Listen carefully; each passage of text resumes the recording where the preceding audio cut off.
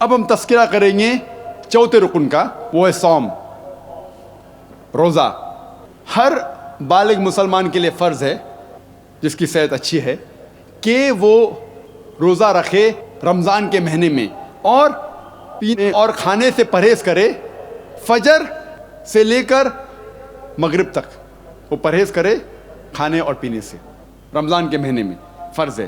اور اللہ تعالیٰ فرماتے سورہ بقرہ میں، سورہ نمبر 2 آیت نمبر 183 میں، 183، روزہ ہم نے آپ کے اوپر فرض قرار کیا ہے جیسے پہلے لوگوں پر فرض قرار کیا تھا، تاکہ آپ پرہیزگار بنو۔